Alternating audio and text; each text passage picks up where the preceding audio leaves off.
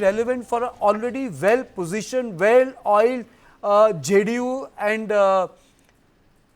BJP in Bihar, or is it because of the fact that there are some numbers, and let me quote these numbers, is it because of the fact that in previous elections, the upper caste numbers for this alliance went down? You know, certainly, Karthike, elections in October is one reason why this entire commission has been reconstituted. But let me do point out, I did speak to two members who were members of this Savarna Commission. By the way, this Savarna Commission was initially called the Uch Jatiya Ke Liye Raj Aayog, and then right after that, it was renamed as Bihar State Upper Caste Commission. I spoke to Rajkumar Singh, who is a JDU member, and he was in this Ayog from 2011 to 2017. And quite a number of the figures that you have shown to our viewers, he pointed out, but he also pointed out that 500 crores were allocated, because the report, pointed out the report was the Adri report, and he said 500 crores were allocated for scholarships, for books, for students, uniform and things of that sort. And he said, and then I asked him the question, I said, in that case, if it was, why do we need to reconstitute the commission today? Because obviously, as you pointed out, it was defunct.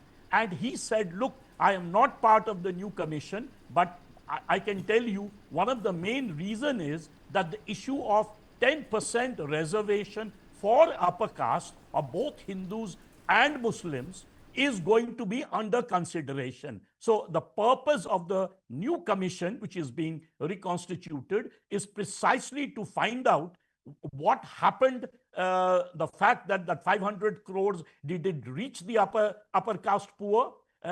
Then secondly, the chief secretary of Bihar was given the let's say, he was supposed to continue the programs. So have the subsequent successive chief secretaries done that? And third, whether this reservation is going to help the poor among the upper caste. So basically, KV, it means that this announcement has a political function to serve.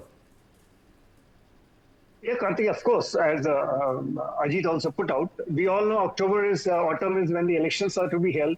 Mr. Kumar, except for a brief break, has had 20 years run in Bihar as the chief minister from 2005.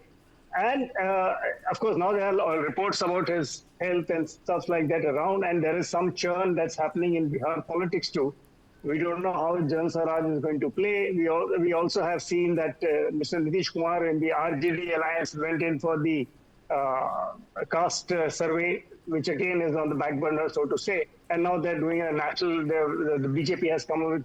So this is politics, 100%. And obviously to try and ensure that the upper caste vote, which has otherwise remained largely with the JDU-BJP combination, retains, and if your figure said they have drifted, so try and get them back. And as Ajit has pointed out, if there is specific task that they're looking at, 10% reservation for the economically poor, which again will be a replication of what is already in the center, which we had just before the last 2019 elections. We had a constitutional amendment. So I think pure politics out there. Ajay, after the previous Lok Sabha election, one thing is very clear. It's very difficult to judge the mind of the people.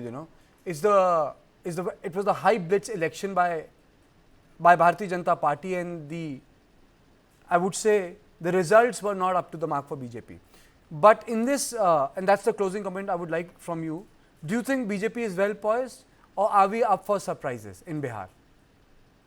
See, two things. Well, if you're talking of upper castes, I would say BJP is well poised. In fact, I would point out that the main base of the BJP are the upper castes. They have also penetrated to some extent the MBCs and the Dalits, to some extent maybe even the OBCs. JDU, on the other hand, doesn't have a great penetration among upper castes, despite the fact that Nitish is surrounded by several upper caste leaders.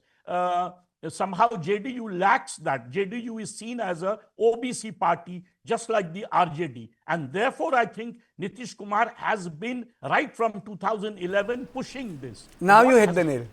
Now you hit the nail, you know. Now you hit the nail. Now you hit the nail, you know. I think, I wouldn't use the word Achilles heel, but I think he's very, very concerned about the fact that this impression has not gone out there. And I think they have enough time